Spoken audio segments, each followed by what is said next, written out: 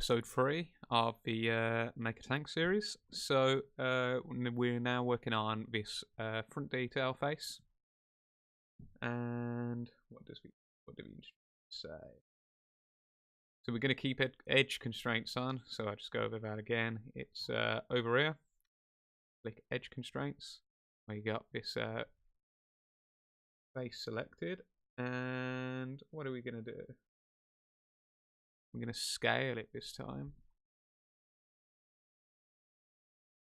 About that big. What we'll be making is that sort of window thing that sits at the front of the tank. So now we've got that to about the right size. We're just gonna extrude it again. It doesn't really matter. I'm just doing it by 10 because we're gonna do some welding and moving around. So I'm gonna target weld this one into here, this one into here. And now we should have a sort of triangle shape like that. And just going to make this see-through so you can see it. Alt and X, remember to do that. Now what are we going to do? Right, so I'm going to take note of the Y value, so the Y-axis value, because we want this to be in line with this edge and this edge, so it's flat and flat. And the way we're going to do that is just copy this Y value, paste it into here, press enter, and that puts the Y value in. Before you do that, turn off edge constraints. And you'll have a better time. And now it should do something like that. Then you're going to take the Z value of this.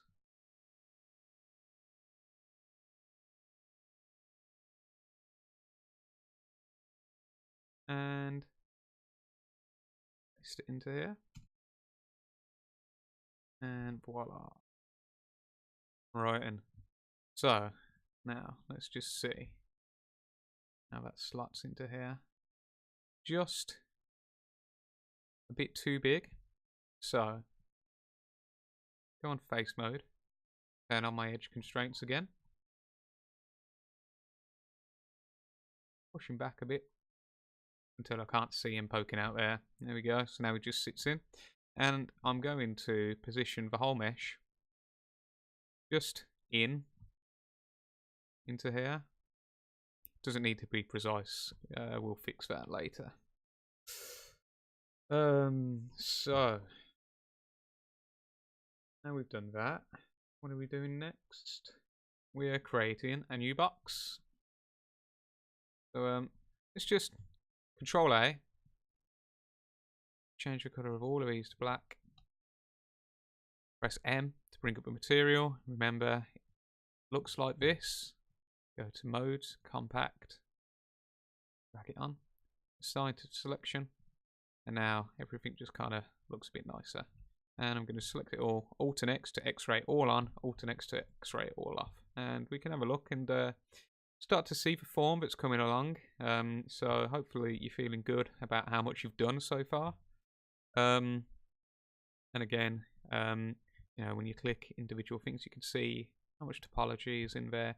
There's still some cleaning up we could do, like, you know, there's just some welding that we could do along here to reduce this and make it more efficient as a model. So if you feel like doing that, you remember going to edit and use target weld to do all of that stuff.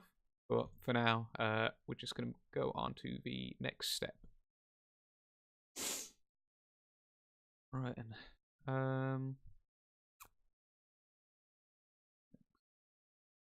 box. So it says create a box in the front viewport. So again, I know I kind of want it around here. You can see it in the perspective viewport how it's creating. And And now start typing in the values. So 15, 15, 34.5, and the position is 170 minus 78 point, no, minus 10, sorry, and 110. Right, there we go. That slots in nicely there. And then what I'm going to do is just shift copy this out, make it an instance, and I'm going to position this one at minus 78.5 in the Y. There we go. So what an instance does, it means anything I do to this one or this one will have happened to the other one. So it's not an individual copy. It's not a unique copy. They're instances of each other. And now, so if I convert this to an edit poly, that will make it no longer an instance. So I'm going to put on an edit poly modifier. So you can do this by going into the the modifier list and finding edit poly. And now when I click on this one, he also has an edit poly modifier on. So don't convert this to an edit poly. Just put this modifier on it. Now, just so I can see in here, I'm going to turn on X-ray mode on the cover.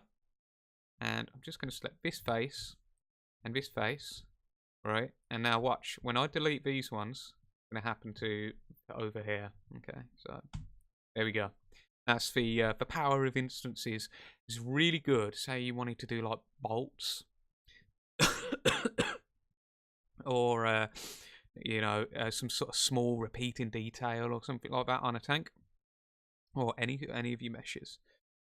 You could get a sphere, place it all over, you know, sort of in the right position, and then start like, or a cylinder, you know, say you wanted to do like a hexagon cylinder for a nut on it, and then say you decided, actually I don't like the look of that, and if they're all instances of each other, you can make changes to just one and it will reflect to all of them.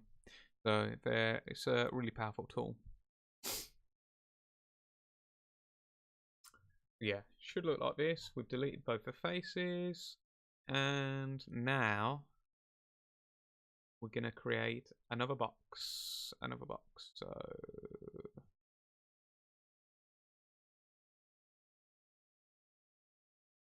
create this again in the front viewport. And this one is 21, 21, and 6. And where's it going?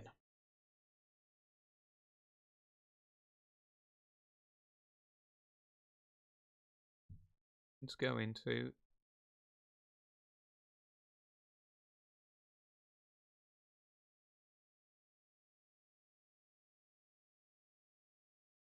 okay. Yeah, sorry. Got distracted then. I was just trying to figure out something for you guys, but we'll just do it the normal way. So 170 and then 110.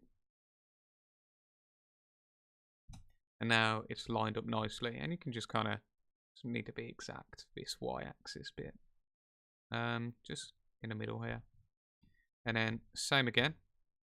Copy over to here. Instance. Click this. Apply your edit poly.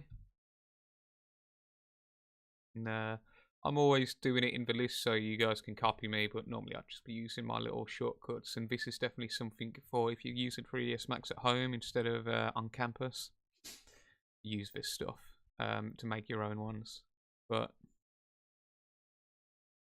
like that. You can also save these out and load them up even at college, so it is worth taking the time to learn how to do it. We've delete those now. Both of them don't have the internal faces, and we have that detail. And again,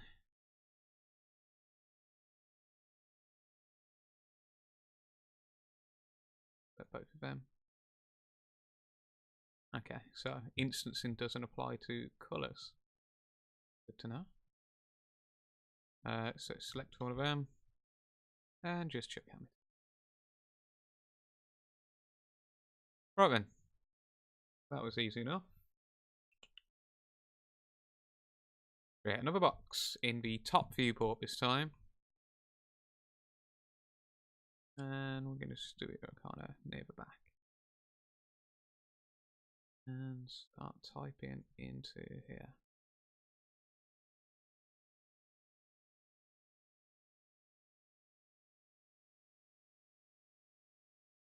$30, $30, $30. All right.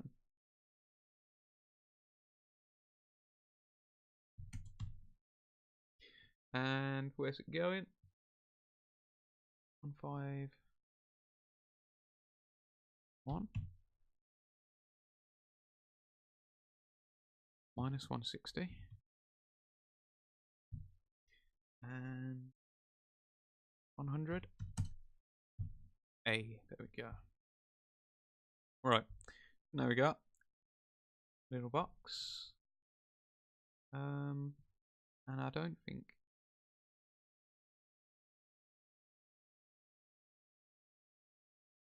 that's 20, isn't it? So 20.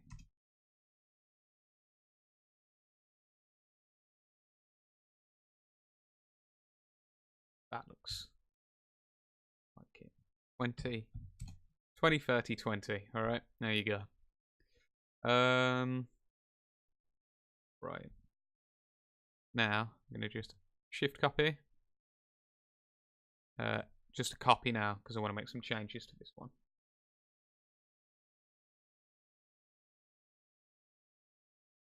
Right. But before I do that, I'm gonna make that one X-ray mode. Convert this first one to an editable poly. Delete the top and bottom faces because we're never going to see them. X-ray, and then go back to this one. So now we're working on this one. And this one is going to be 30. And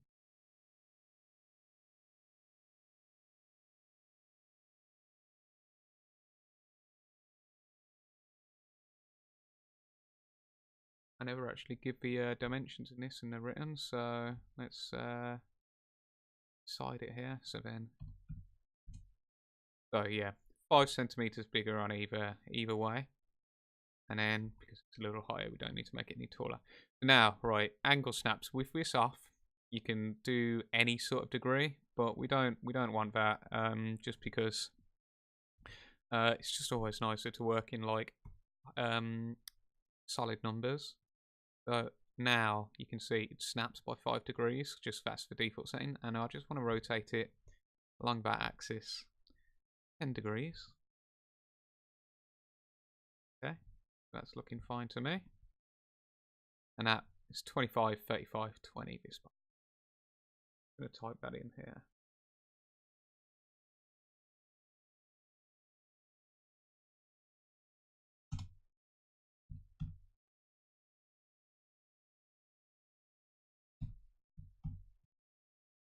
There we go.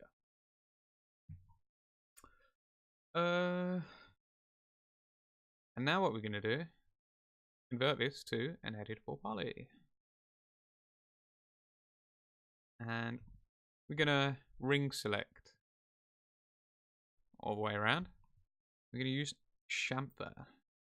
And chamfer's really cool. Splits edges. And can like round off corners. And what we're going to do, so you can see what it's doing to each corner. Divide by 4 centimeters.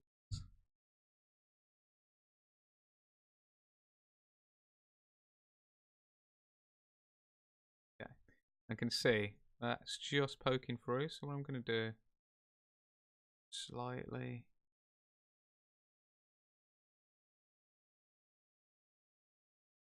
Just going to make it just bigger overall, just tiny, like by. You see in the bottom again, kind of where I'm looking. On the X, Just bring it out up by about 2%. There you go.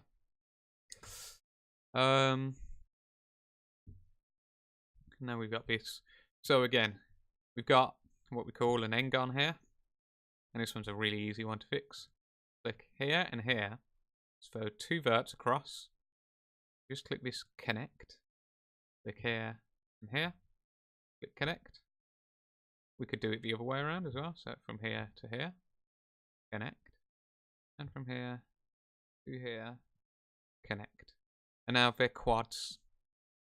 Which helps you in what we call an unwrap, or when you're texturing. It really helps to work in quads. You'll understand a little bit more later, but now we've done that.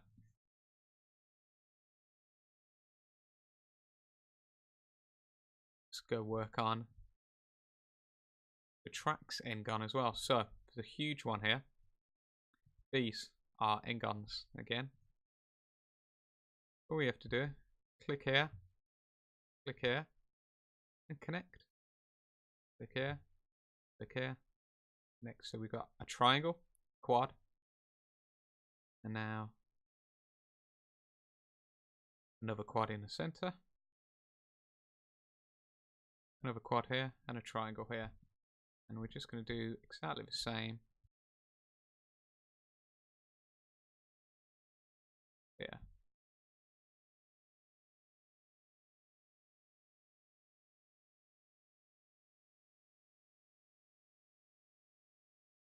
Now, see?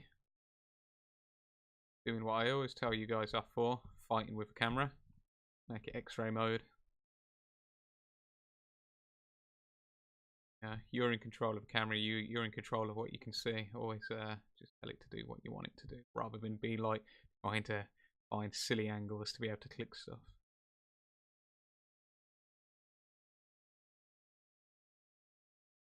So if I try to connect like that, it's going to do like a weird thing like that. So that's why I'm doing one at a time.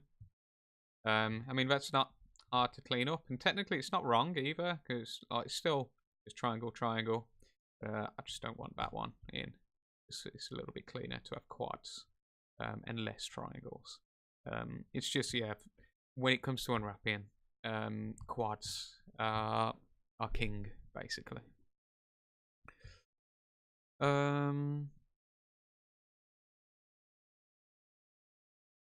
We've done that. Let's go back to this track cover, add some more detail. So we're going to do the headlight. We've got the scale tool. We've got edge constraints on. I'm going to hold down shift and I'm going to scale down. Okay, fine. Do it like that. And you can see here, I haven't been naming my stuff and I don't know what things are. So let's just go through that. Back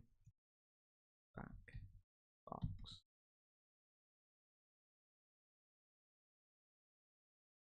Back up to lower. Not the best naming. Side bar detail.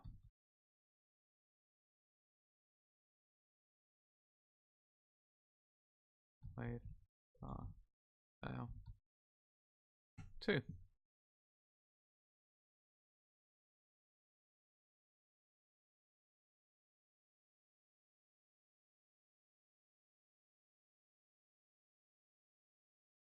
And it's not particularly fun or exciting. Rename your stuff, but it does make your life a little. And what is object 1? There we go. This one. Now if I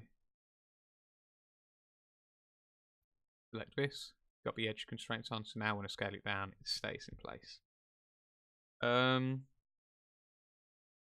we're going to call this headlight.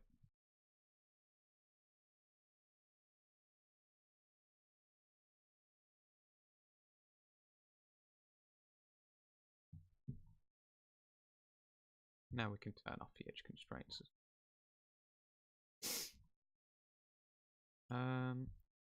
First thing I want to do is straighten up this edge. So I'm going to align it along the x-axis because I want it to be in line along this axis, like down here. That. There we go. That's nice and straight.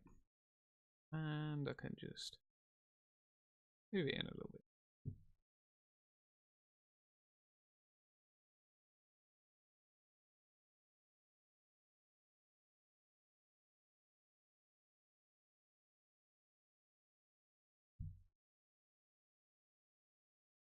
Centimeters. I'm going to inset that.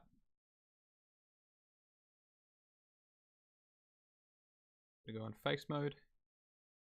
Select these two. Delete them. Don't need that. We want just this a shroud for the headlight. There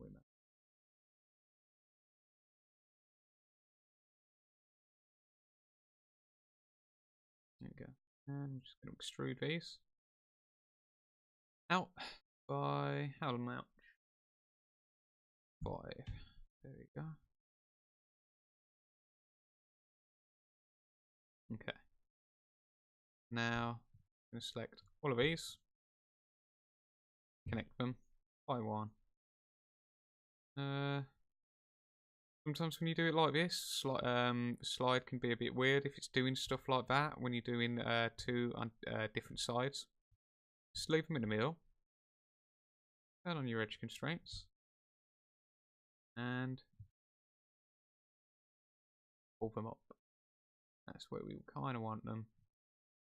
The reason we're doing this is because I want to weld these down into here. And without these, I'd get a weird shaped quad because this is higher than that one and I needed it to come down evenly.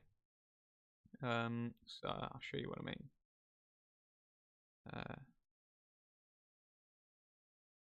I'm going to target weld, and you can see because this edge is longer, you're getting that weird smoothing group. So then what we're going to do, still got our edge constraints on, just to start pulling these up. And that's done it wrong. There we go. Sometimes you just got to move it on the correct axis. And now the smoothing groups aren't broken anymore. And they're just about perfectly aligned. If you want it to be really detailed, you can zoom right in and you can kind of see it's not perfect.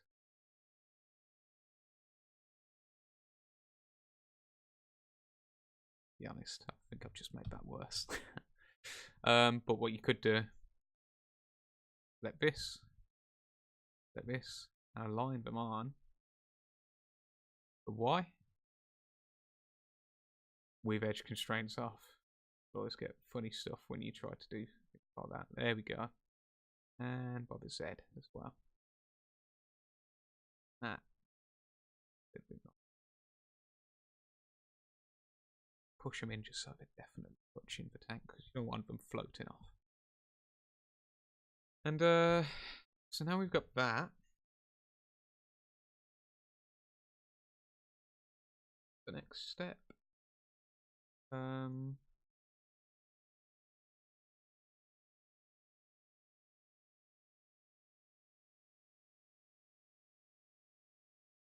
Pull that out a little bit. Oh, grabbed one too many verts. So again, Alt and X, you can see exactly what you got selected. So it's a good thing. You can also ignore back facing, and what that'll do is when I drag a box over, anything that's I can't see won't select. Really useful one. So if I selected it like that, I'll select them all. Select them like that, and it only selects the things that I can see. But yeah, what I want is just these. That as well. So holding down. Oh, no, I don't want. There we go. So I just want these top ones to pull forward, and then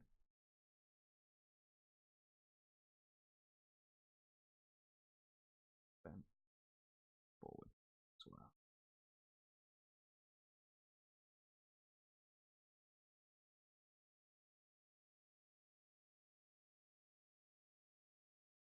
just leave it like that. That's fine.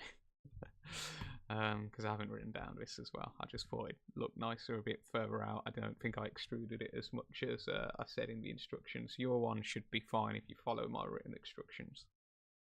So what's next? I'm going to select this top bit here. And shift scale.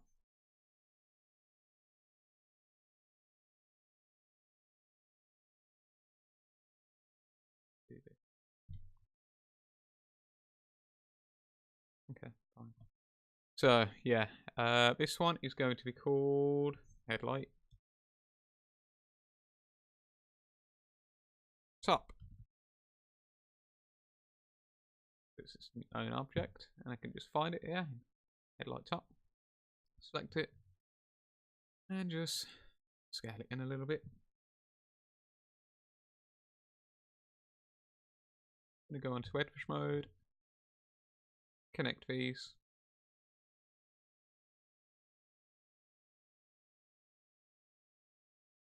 Then select both of these faces. By 10 and -5. Go into vertex mode. Then on target world. Weld those in. We got this shape.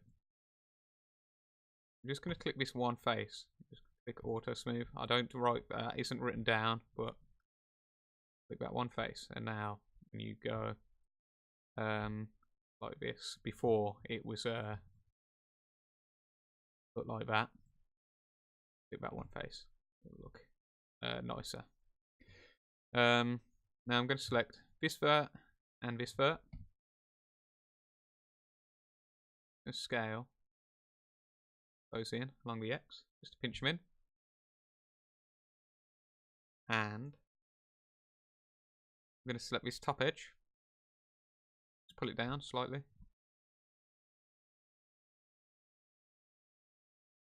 and that'll do. I think that's alright. Might just pull that off edge constraints. Pull that forward just a little. There we go. I think that's a bit cooler. We're going back to the tank body, but this episode's got to 28 minutes, so I'm going to stop recording and do a new episode for you.